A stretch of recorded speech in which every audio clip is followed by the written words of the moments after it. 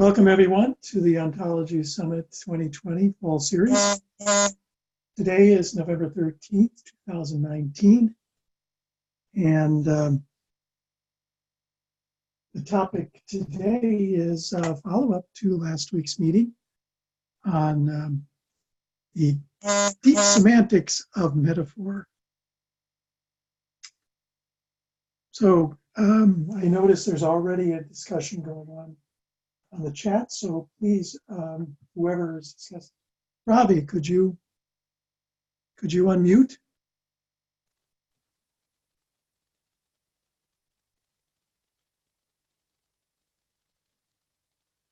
I'm in the chat room, but I'm not seeing any text. I wonder if I have the URL right. Well, I see the people. They don't see the SoPub chat? Oh, now I see it. That's weird. Okay. Different kind of language that is. Oh, Ravi's there? Yeah. How are you? How are you, Ken? I see it now. I'm good. Doug is speaking also. Are you able to hear me? Yes, I can hear you fine. Thank you, sir.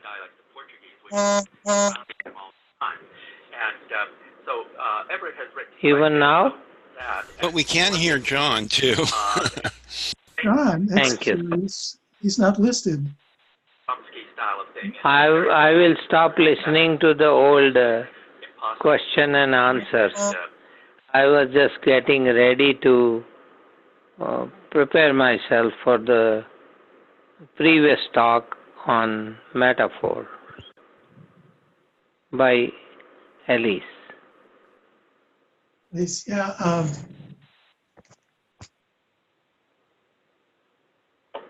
I made a lot of posting based on my some new way of thinking. May not be totally congruent with just a few definitions of poverty and physical and social problems that she related to last time. So yeah, I can address some of them if you'd like, or if you'd want to. Wonderful. Yeah, please. So I'm reading your commentary on poverty as a state of mind. It's also right? relative concept. In the psychology. Oh yeah, absolutely. So we're not trying to capture all of the definitions or aspects of poverty, right? This isn't a lexicography project in that sense, nor is it a cross-cultural psychology project. Because we're focused explicitly on metaphoric mappings rather than totally filling out the semantics rather of the than frames. On a verb or a noun like poverty. Yeah. So for poverty, you would have to demonstrate that state of mind is a metaphor and not just a property per se, right? So so we don't say that. So you bring up social problem, right? So we're not saying that poverty is a social problem as a metaphor. We're saying that poverty is a type of social problem, right? So that's one perspective or viewpoint on poverty from the societal level. We can also look at it at the individual level and look at the effects on the person, the family, as opposed to on society, the country, whatever kind of institutional level organization you want to look at. But those are all non-metaphoric in the sense that there's no relationship between a completely unrelated semantic domain that is being used to reason about poverty. They're all kind of definitional or descriptive or properties of poverty. So the psychology of poverty, like the state of mind, and the like you talk about the culturally minimum items, but also the village setting where there's this compulsion to share resources and that kind of thing. You know, those are all kind of culturally mediated aspects of the state of mind of psychology, but they're not metaphoric. They're just part of the direct experience of poverty as informed by the, you know, social structure that the person is in. Suppose a society has not yet achieved communication with another society. So at its level of resource consumption, it is reasonably self-sufficient and self-sustaining, has been doing it for decades or centuries. Mm-hmm. Suddenly that society is now exposed to another more advanced technological society, but not as happy a society perhaps as this one that we are comparing it with. So where do we stand metaphorically in this kind of intercommunication among levels of perception and satisfaction and happiness versus nutrition, better shelter, etc.? Mm-hmm. Yeah, that is outside of my job description, in the sense of that that's not about metaphor at all. It would be the case that they would likely have metaphors for, or they'd be forced to develop metaphors for describing the new experience that they are undergoing, right? And they would have metaphors for happiness that might be of use, yeah. But that I feel like this is an orthogonal question to that of metaphor, in the sense that the context that you're introducing will change and inform the types of metaphors people are using, but it's not something you would build into this system. Well, I had a question about applying context. So far we mentioned the psychology of poverty, and then we could say the economics of poverty. Mm-hmm. So let's say that those are two different contexts of poverty, and you know, in the same way, it actually is the same poverty. It's not, but what we've done is we've kind of created an existential scolum, not like not existential, but a scolum function. We almost have a something called the concept or the psychology of poverty, and that's almost a single term. And then we have another single term, the economics of poverty. So in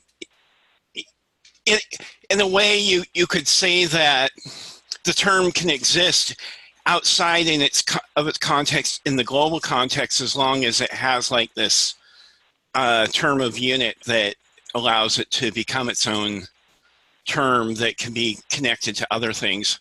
So I'm wondering how many times metaphors that we think are metaphors are because we are applying a context, even though the root meaning is the same. You know, that's where I was going. Yeah, that's a good pose. That's a good question. How to address that, but one thing I can say is something that we've been very careful to do in the MetaNet system is to distinguish states from experiences of states. So this kind of goes back to core cognitive conceptualization of the difference between I don't want to get too much between into the sign weeds. and object. So you're saying yeah. So like there's the notion of poverty itself, but then there's the experience of poverty, and it could be that the experience is inherently perspectivized, is like the term we would use, right? So to use a very trite example, every couple of years some news article comes out saying the people of Bhutan are the happiest in the world, right? Even though that they're economically impoverished, right?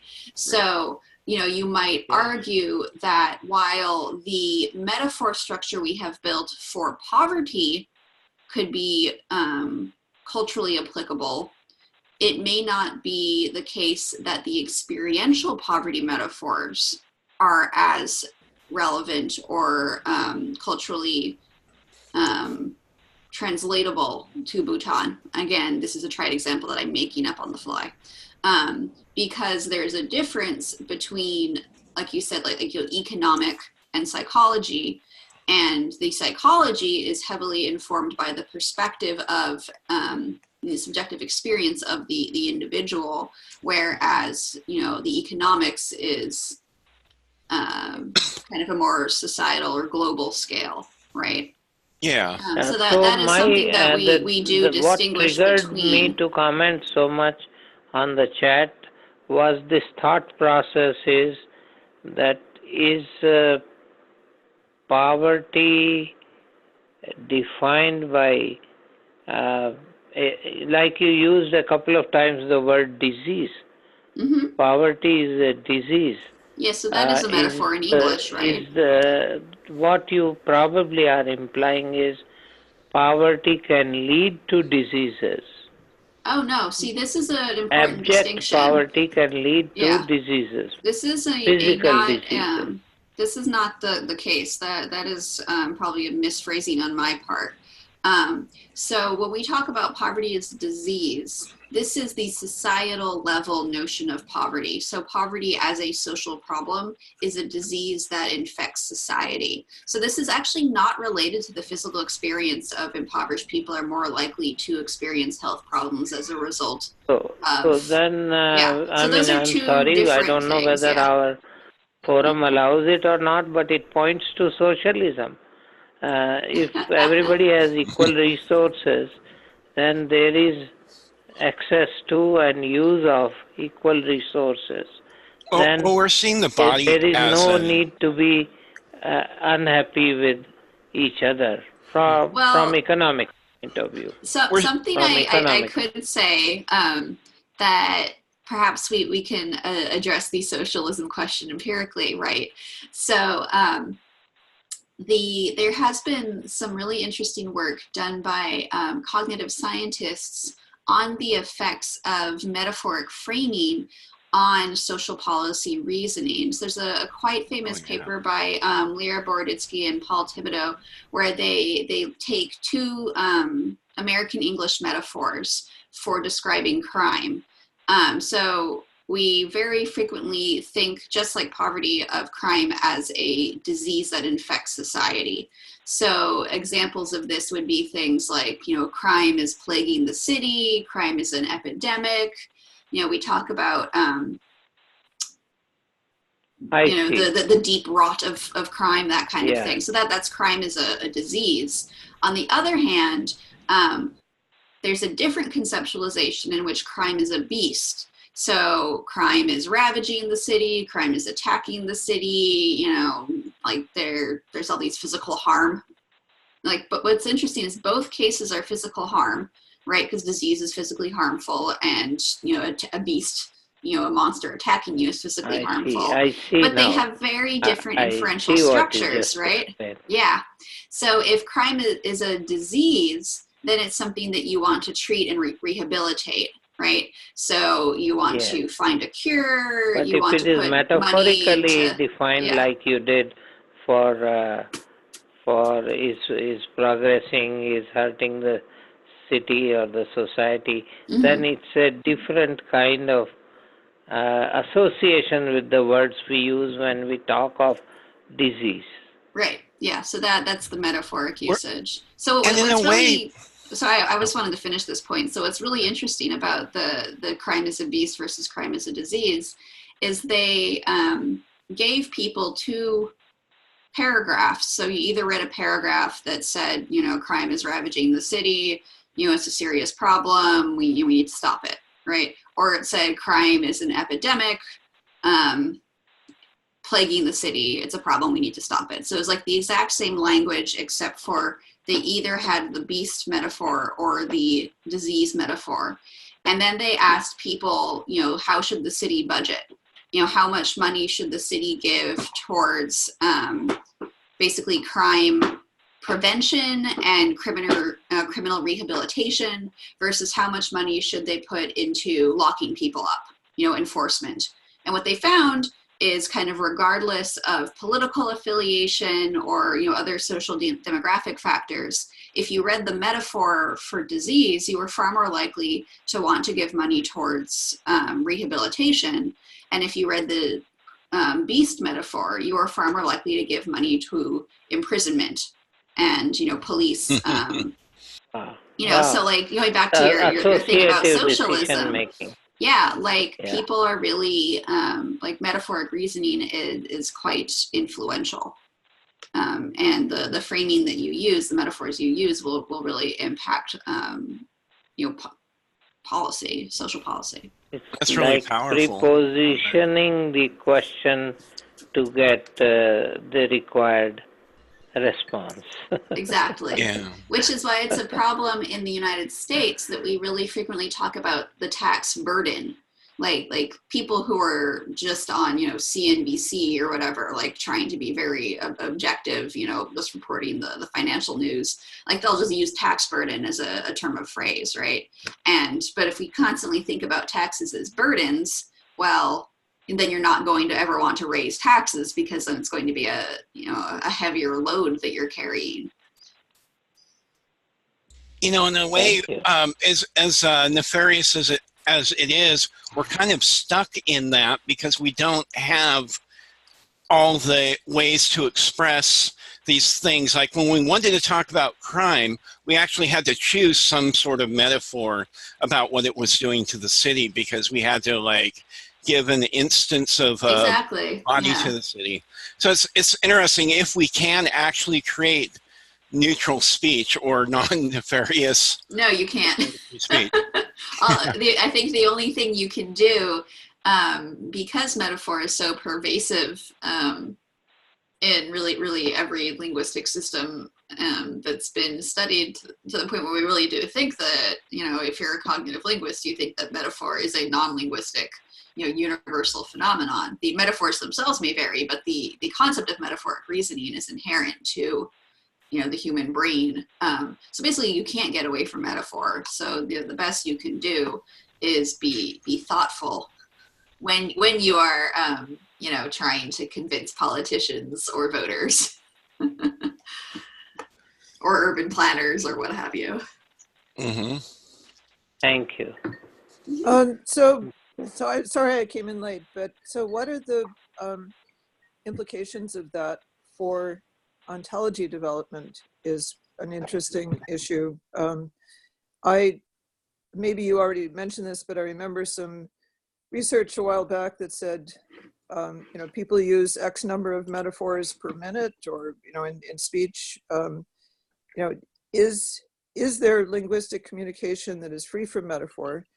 As was just raised, is it possible to have, not just in cases where there's overt desire to manipulate, but when there's a desire to communicate per se, like reifying the city by saying, the effect of crime on the city, that kind of thing. Does that inherently, in your opinion, mean that that they're trying to assign, trying to break the world apart at its joints and assign terms to the entities is going to be doomed to fail? So I have some personal experience in this, in that my other research is in multimodal metaphor communication. So that's the expression of metaphor, not just in speech, but also in nonverbal gesture as well. And for part of this study I actually had to give my research participants either a metaphoric or a completely non-metaphoric variant. And when I say completely non-metaphoric, it wasn't actually non-metaphoric. It was just that it was lacking specific metaphoric language that I was focused on. And it's incredibly challenging to write naturalistic sounding language that is, whenever you are trying to describe states of being or changes in quantity, changes in emotion, basically, the building blocks of human existence. Whenever you're trying to describe that using completely non-metaphoric terms, at least in English, the language is not equipped for that. So you get very non-naturalistic, very artificial sounding speech. So I mean, I think it is rather doomed to fail in the sense that you would basically sound like, 1980s sci-fi era robots. Newspeak. Yeah. There's a complicating challenge in that people tend to, so I want to make a distinction here between remember the basic level metaphors that we were talking about last time and kind of specific metaphors? So very basic level metaphors like containment, right? So being in a state, people don't really notice those.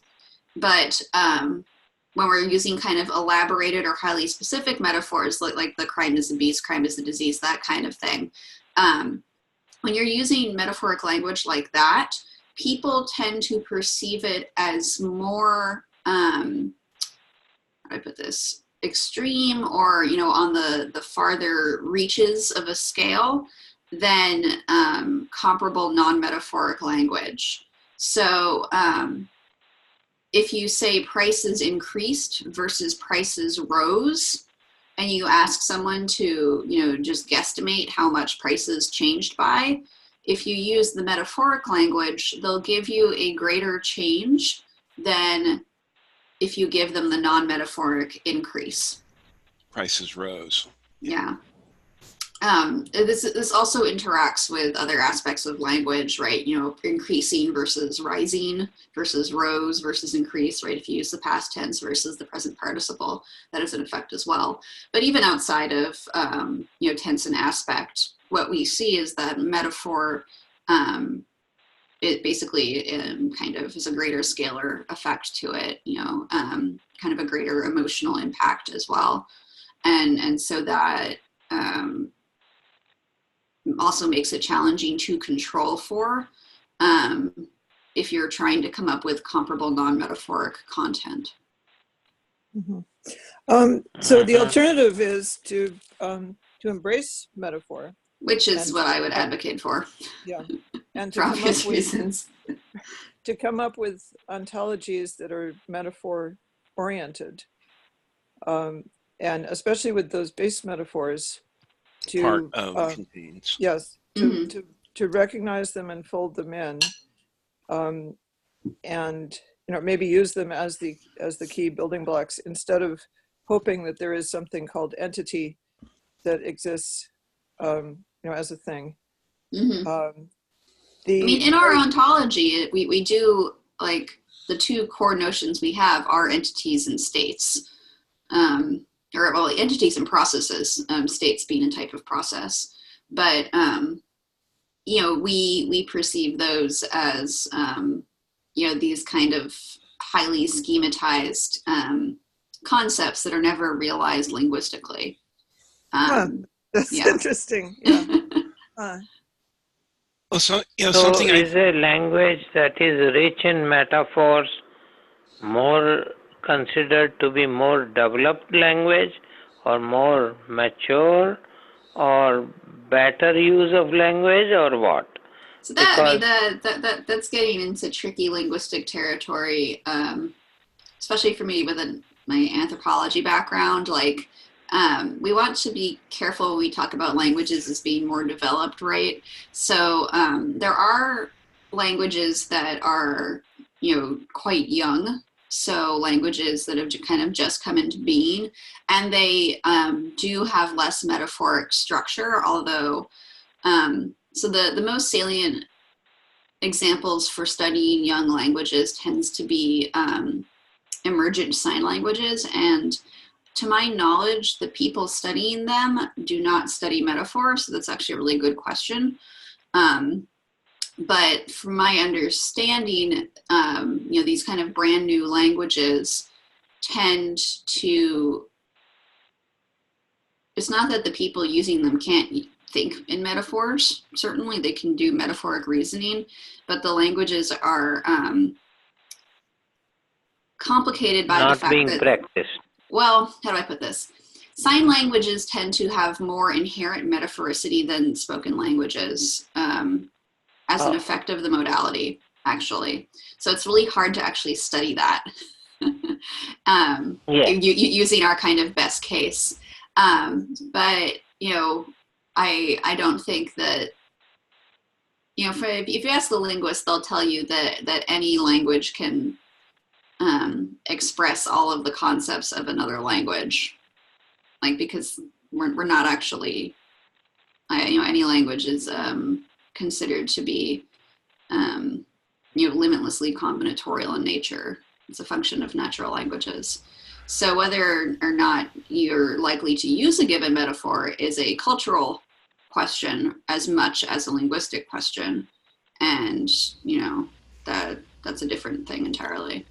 Well, if you think of language as a series of like dialogue moves, you know, or even like a monologue has like a sort of dialogue move sort of framing that exists around it, you know, introduce something, introduce a question, trying to answer the question. So you're creating a dialogue in the reader's mind. So in a way, with the right set of moves, you can get to any place you need to get on information transference. Incidentally, there's a field in linguistics that actually takes this approach called question under discussion, which is a way of understanding the information structure of the language. Which actually, I mean, pretty much does exactly what you're describing. Yeah, question under, yeah, QUD. Yep. So something I wanted to say a little bit earlier is even in really basic logical ontological rulemaking, let's say we have just facts that we're trying to assert. We might say something like Joseph ate dinner versus Joseph believes the dinner was good. Who Joseph is in those two different contexts. One, Joseph is a thinker, and the other one, he's an eater. Where I was going with that is this actually ontologically, Joseph is incompatible logically, like the Joseph is dead, is not someone is compatible with believing something. So we have like the context of Joseph's body versus the context of his mind versus the actions in which he's performing. And those are, I guess, almost built in. We can't avoid that because we're trying to refer to Joseph. But what aspect we are ends up becoming the predicate in which, like if poverty is rising, we know that that's the amount. If poverty is attacking, that we know that that is the effect, you know, some sort of a process as poverty as an agent versus poverty as a quantity.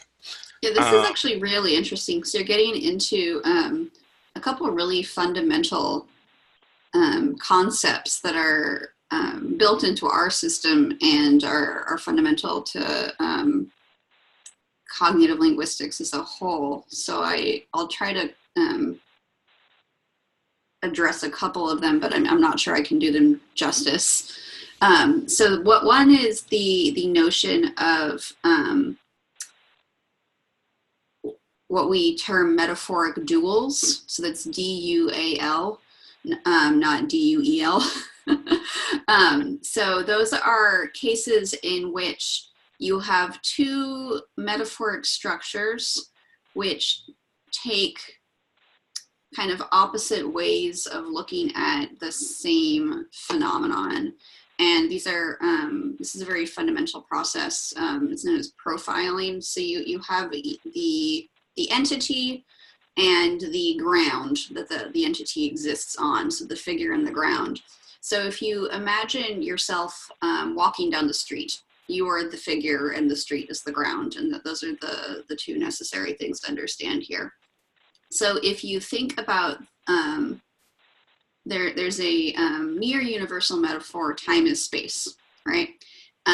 So typically in English, we have a couple different ways of realizing this metaphor. The future is in front of us, the past is behind us, the present is where the ego exists, where the self is at that moment, right?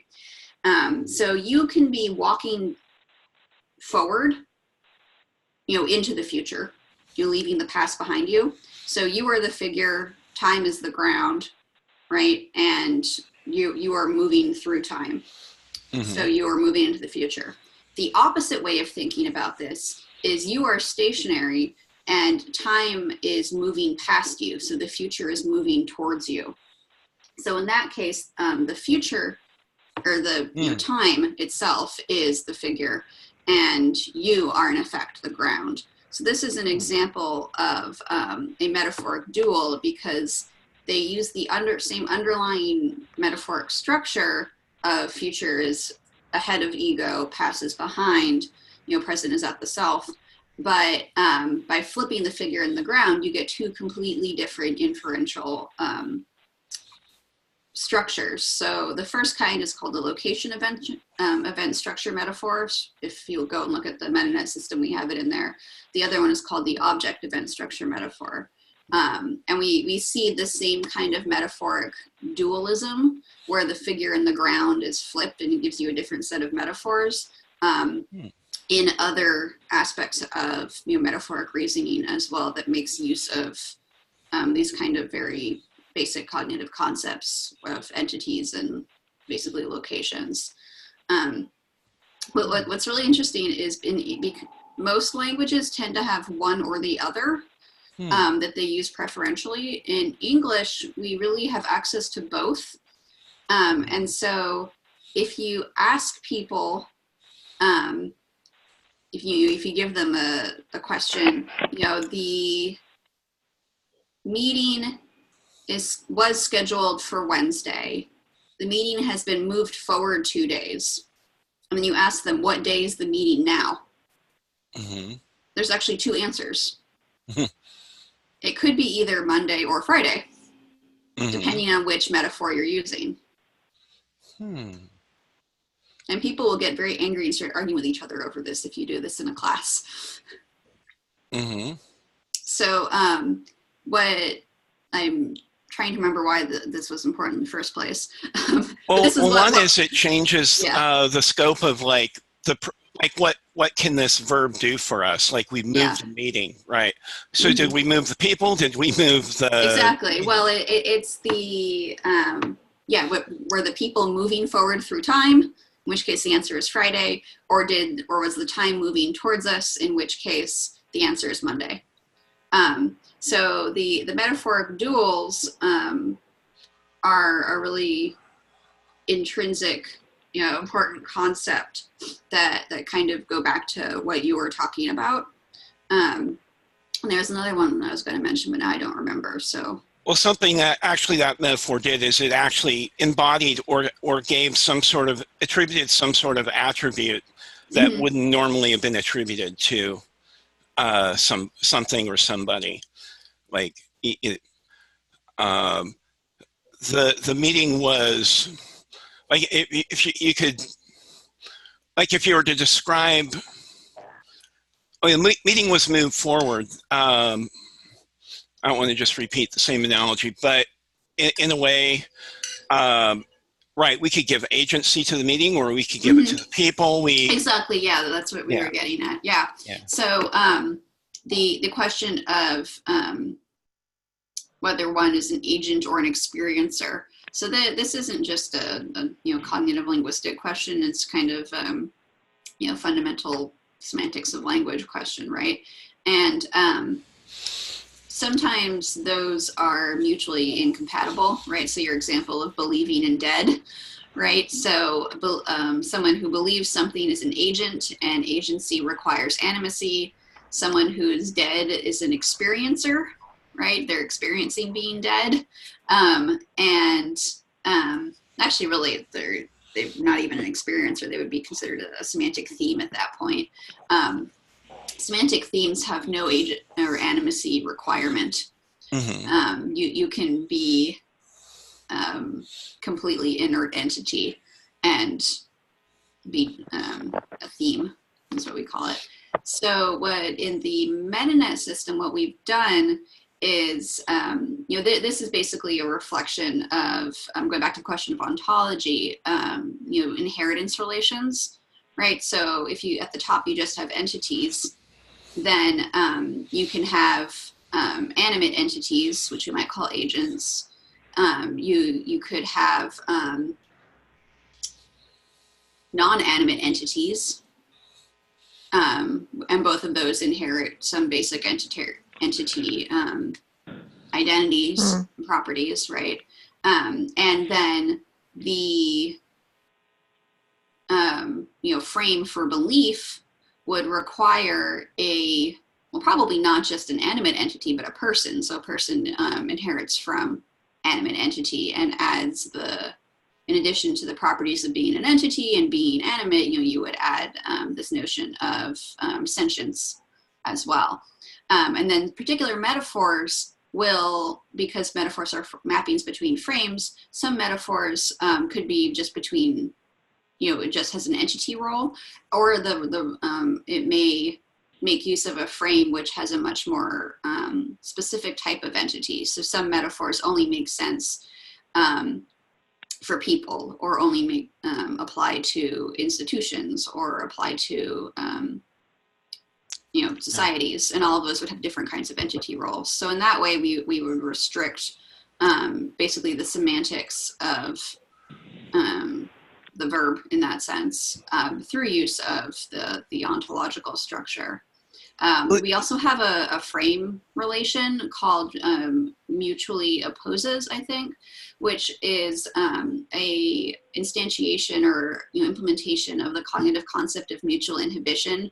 So this is kind of drawing on research that's been done from kind of neuroscience, showing that when some cells fire, they inhibit the firing of other cells. Such that sometimes there are two things that literally can't exist at the same time. So living is in mutual opposition to being dead, right? Those are two experiences that are mutually incompatible. So if you activate one, you by necessity are inactivating the other. So in this, I almost feel like there's the ontology of your entity, there's the ontology of what your verbs can do. So we have disjointed, like living and dead, those might be called states or attributes.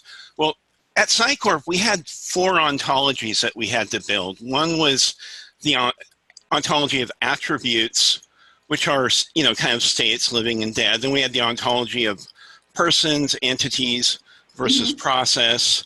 And then we had an ontology of what sort of rules, what sort of metaphors that we're talking about. And it wasn't purposely metaphoric, but it was, are we talking about what the person did versus how the person's body is made up? Okay, yeah. So, so we could call it a context. It was actually called microtheories.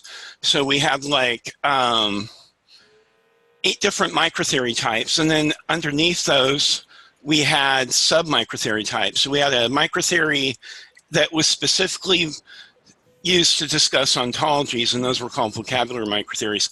Then we had data microtheories, which were specifically to talk about states that could change. So anyway, so now that's 3 of the types of ontologies we had. We had context, attribute, and entity based. And oh my god.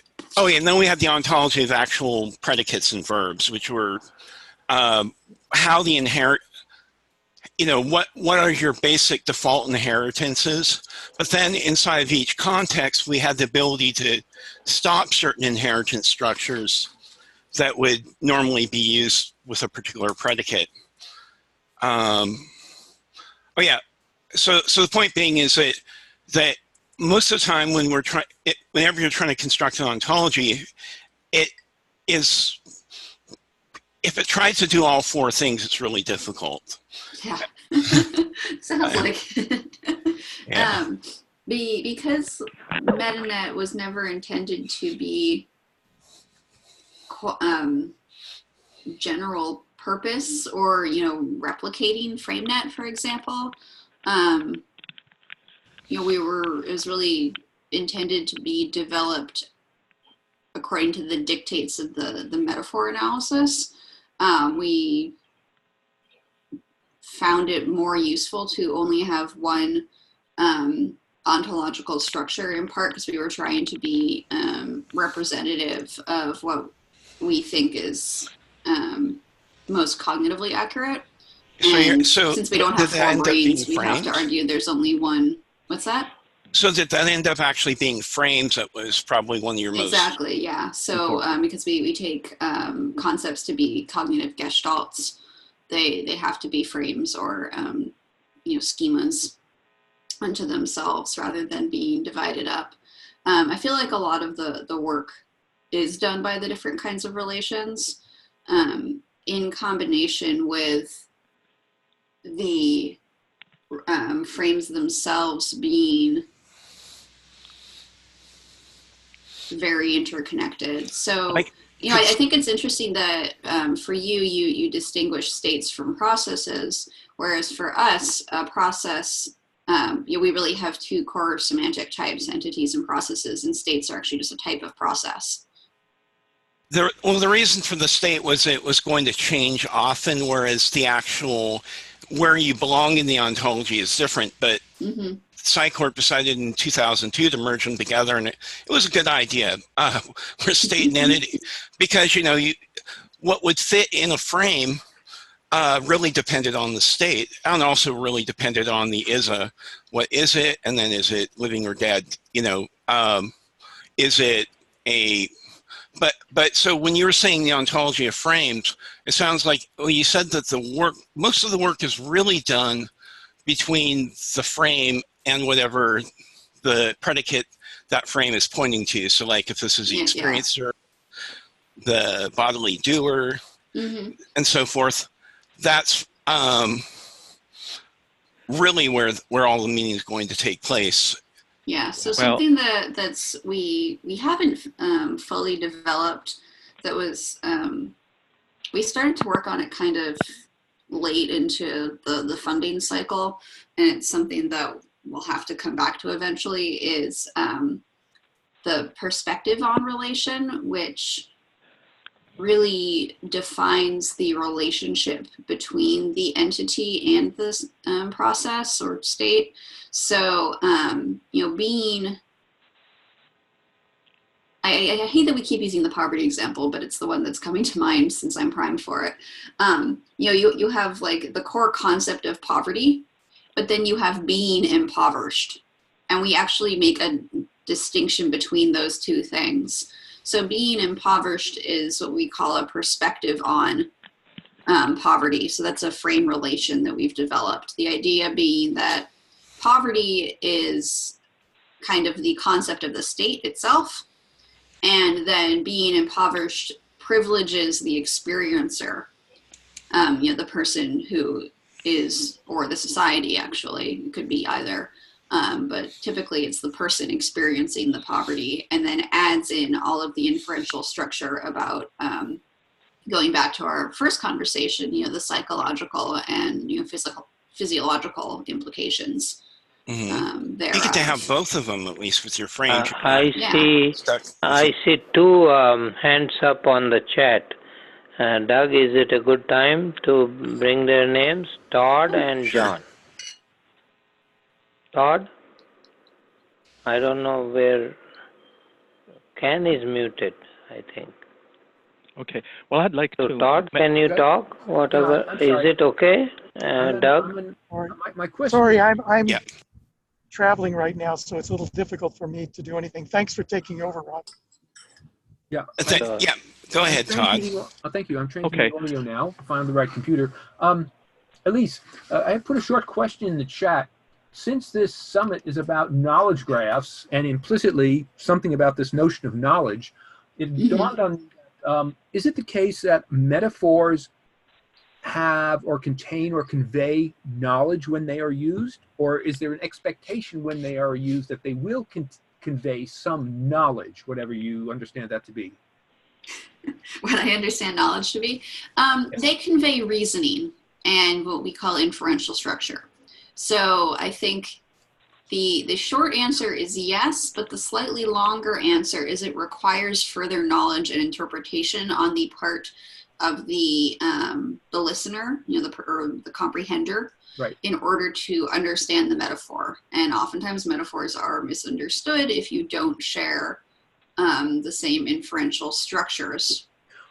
When you say inferential structure, I hope I'm not asking you to repeat something you've already explained, but what do you mean by inferential structure? Yeah, so this is the idea that when you make use of two frames, one to explain the other, the structure of the first frame is applied to, it's also always partially applied to the other. So a really good example of this is we often talk about ideas or arguments as buildings. So we also talk about institutions or buildings. So a good idea has a strong theoretical foundation. It can be built up, right? You can expand upon it and further, you could buttress it. You could reinforce it, but you could also knock it down. You could attack it with sledgehammers. And a strong idea, so the word strong here is metaphoric, will stand up to attack, right? So you are taking, yes, to answer the question. Wow.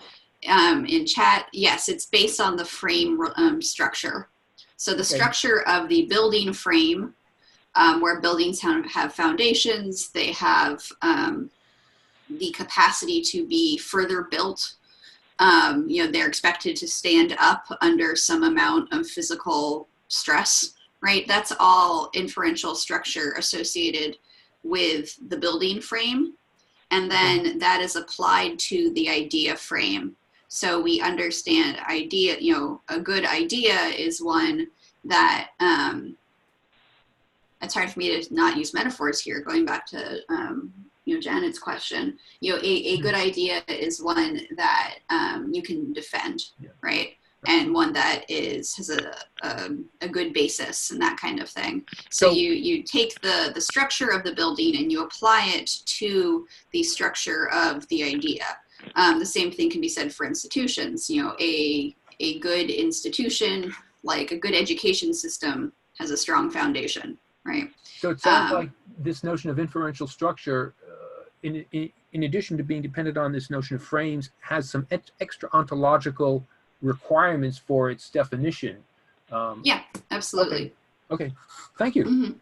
I also want to add that this is always a partial structural mapping. So this is something that, when I teach metaphor, the students always have a really hard time with.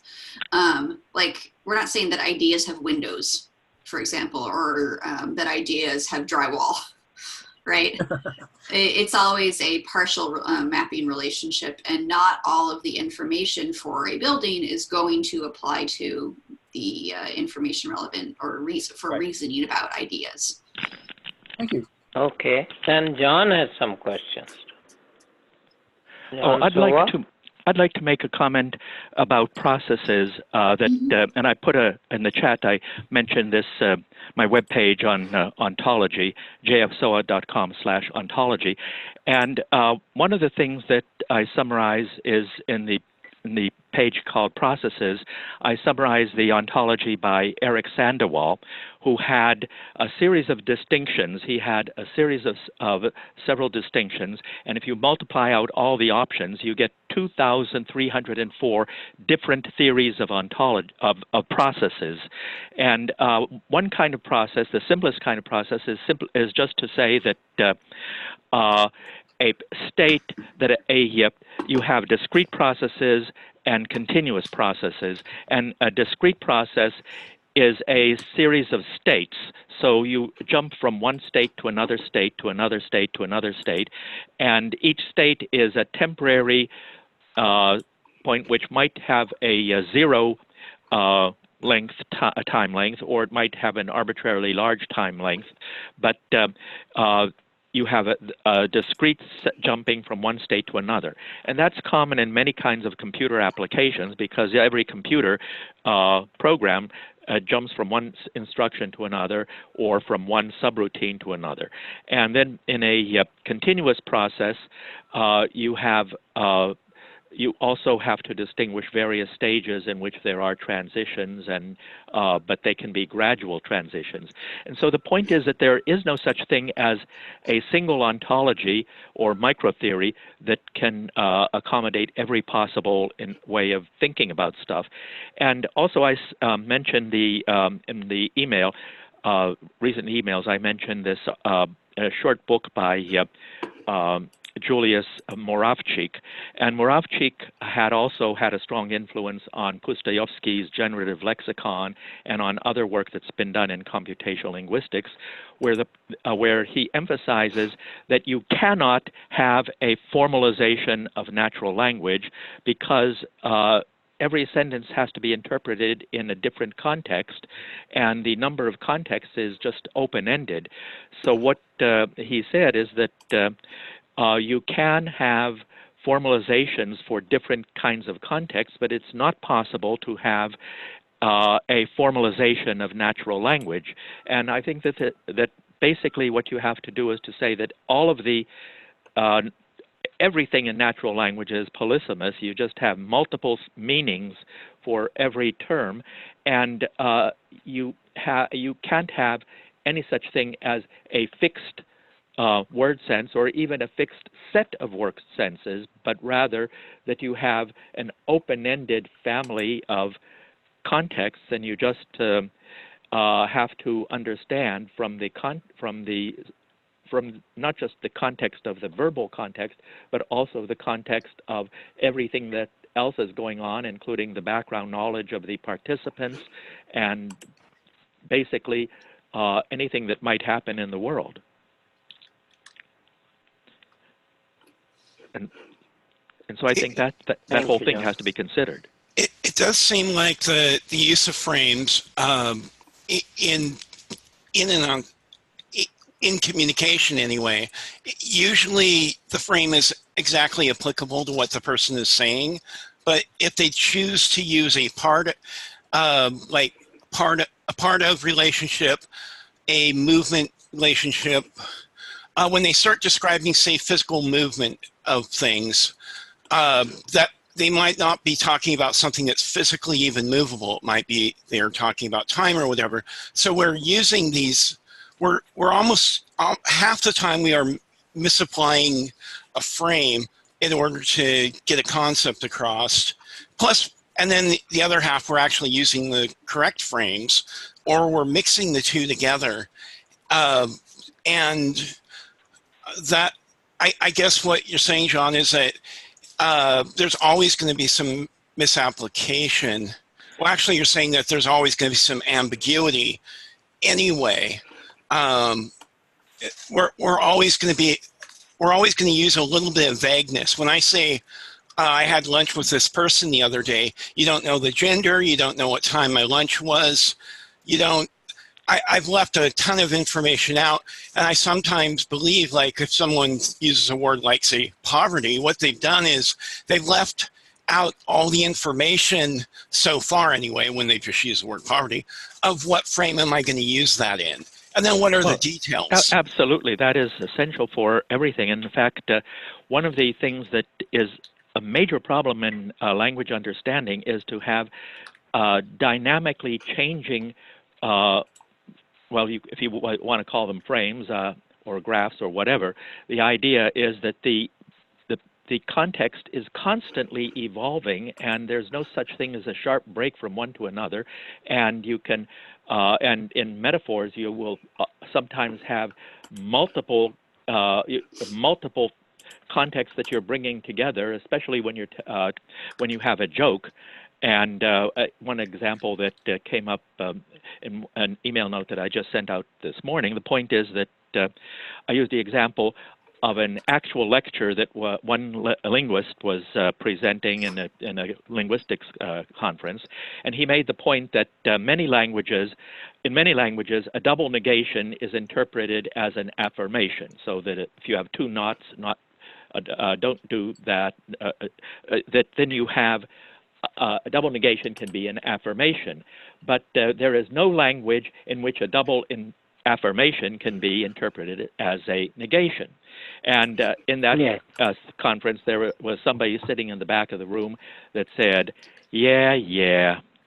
And when a falling intonation, there you've got that double affirmation that is actually a negation, and he was just telling the speaker that that statement wasn't universally true. And that happens constantly. Yes. See how much context and language dependent the meaning can be? Everything in language is context dependent. That's why I mentioned Moravcik's article. And Moravcik, by the way, had a strong influence on James Pustayovsky, who was doing the generative lexicon work.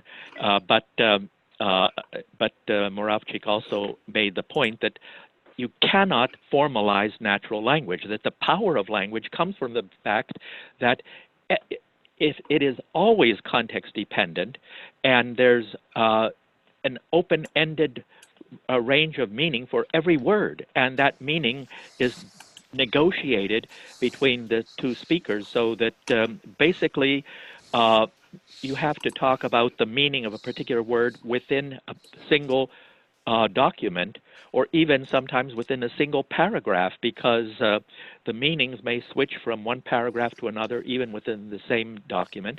And sure. And then they talk about, oh, well, computer systems are more precise, and that is absolutely false, because just take things, the concept of a file, and a file in the IBM mainframe, in a Unix system, in a Macintosh, or a Microsoft. The notion of a file is different in every one of those systems.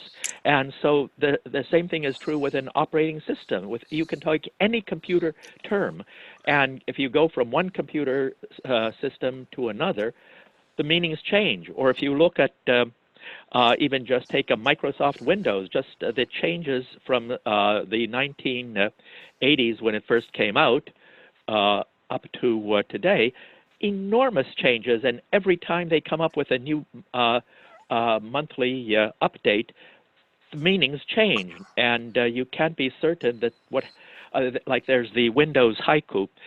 It worked yesterday. It doesn't work today. Windows is like that. There's your nice 17-syllable haiku, and it defines just a single operating system. Well, you know, you can, I do believe that we can create a natural language translation ontology, but it doesn't mean that that ontology is actually going to understand what got translated. It's only going to transfer the metaphors. But the point is that you cannot have a single word sense for every word. Now you can have word sense that is based more on say, a sentence level, and that's better, but you really need to have it at the level of individual paragraphs, because you're constantly changing from one paragraph to another, and you need a dynamic system in which what frame you pick or what graph you pick changes dynamically. Well, every word is an anaphoric reference. Every verb, every noun, even a little bit of part of this is covered in different ways by Alice's description of time, frame, processes, interaction between two frames, etc. But if you do not mind, I would request Alice to tell us, in a short summary, whether we have missed out certain concepts which relate to ontologies and knowledge graphs. I don't think so. One thing that MetaNet does not do, which it was never intended to do, is address the broader informational structure and discourse level analysis that we've been talking about, which is quite frankly something that linguistics as a whole is not very good at yet in terms of formalization and actually modeling that. So I feel like that's probably from an ontological perspective, at least, we don't even try to capture relations between sentences or paragraphs at all. That's a limitation. So of both my question relating to these two is, how can we use metaphors in ontology construction, and taking a clue from Janet, how to make an ontology of metaphors? Well, what we were doing, this is with the work in VivoMind and Kindi, and I mentioned that cognitive memory, those slides for cognitive memory, which point to a number of articles. Yes, you did. And what we have is the cognitive memory system maintains all the graphs that you generate during parsing your languages are stored in cognitive memory. So every time you translate a sentence into a conceptual graph, or you could knowledge graph is just a subset of conceptual graphs. You store it in your cognitive memory, and then whenever you're parsing another sentence, you look to see if there's any kind of an ambiguity. You look into cognitive memory and you check to see what matches. And there are two kinds of matches: the matching by the graph structure alone, or the mapping according to the labels on the graphs. And you can shift the weighting you give. If you give the weighting to the structure without while ignoring labels, then you're just getting structure to structure mapping. And if you put the more emphasis on the labels, then it's like getting just a generalized sort of the kind of thing that they get in a lot of these word lookups and the vector processing, where you're just looking at the bag of words approach. And and the point is that the access time to cognitive memory is logarithmic. So if you have n graphs in the cognitive memory, the access time is the log n time. So in other words, if you increase from 1,000 graphs to 1,000,000 graphs, the time goes up from you just double the time. And if you go from 1,000 graphs to 1,000,000,000 graphs, well, it's just 3 times it. So that if you time n for as lookup among 1,000 graphs, a lookup among a billion graphs is just 3n, and if a lookup on a trillion graphs is 4n. And so the point is that you can dynamically change your context from one sentence to another. And what you can do is, say, give higher weighting to the graphs from the current document. But then if you have still ambiguities among that, you can go to the graphs for all of the documents in an entire corpus, or you could go to all the documents you've ever processed over the internet. And the idea is that you can dynamically change what graph you're using to interpret any particular sentence. And one of the things that we have found is that if you first parse a document, the first pass through, you get a lot of ambiguities that aren't properly resolved. However, you might improve the selection of graphs that you have in cognitive memory, and so then if you do it a second time, you get a better interpretation. And if you do a parsing, if you repeat the parse 2 or 3 times, you get a much better interpretation after reading it 3 times than you had after reading it the first time. And in fact, that's a lot of what happens with people. If you notice yourself, if you're reading a technical article, the first time through you don't quite understand it, but if you keep rereading it, you get a better and better understanding, and that's the way cognitive memory works. Well, you're getting more metaphor. You're pulling out what metaphors to start expecting the second time you read it. You start generating. You are generating your own patterns, so that in fact, cognitive memory can have billions of frames. Effectively, to use the term frame, cognitive memory has billions of frames, up to billions, and you can prioritize them of saying the frames from the current document, the frames from the current corpus, or the frames from all the corpora you have ever analyzed in the past. And so you can just dynamically update the frames. The point is that the frames are generated dynamically. Now, people can come in, a good trained linguist can come in and correct the frames, so that this is another thing that can happen, that you might want to have a privileged set of those graphs in cognitive memory, so that you can have somebody who is an expert in doing the analysis will go and correct the ones that are specialized for that document or that corpus, and then. But the point is that ordinary people who are going up to use the thing, or even a trained linguist who's going up to use it, will rarely have to change those things unless they find a mistake. And then when they find a mistake, they will tell the system that that's wrong, and the system will automatically change the thing. So dynamic updates are essential if you want to really have good language understanding. Mm-hmm. And I'm sure that when people are presenting something in text, sometimes the frames are out of order. They might introduce something and then actually show the analogy, show how it's actually used in the next frame. I just wanted to mention that. So sometimes I could see you sort of need to, the best program is still going to need to not look at something just once serially. It's going to have to go back and forth with information. So we've kind of run out of time, so we should kind of wrap this up and end the recording. So I'd like to thank everyone, John, and again, especially Elise. I think this has been very informative. Wonderful discussion. Be great if Elise came back next week and each week. Yep. Well, I have to ask her that. Are you available next week? Elise? I can't promise every week. Let me see if I think next week should be fine. Yeah, I can do it next week again on the 20th. And then after that, we need to start scheduling meetings for planning again. So,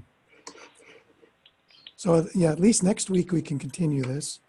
But after that, we're going to have to move on to planning. So thanks, everyone. Yes. Thank you all, and hopefully we can continue this discussion. Thank you, Ken. Next week. Okay. Thank you, Elise. Bye. Thank you. Bye. Bye-bye.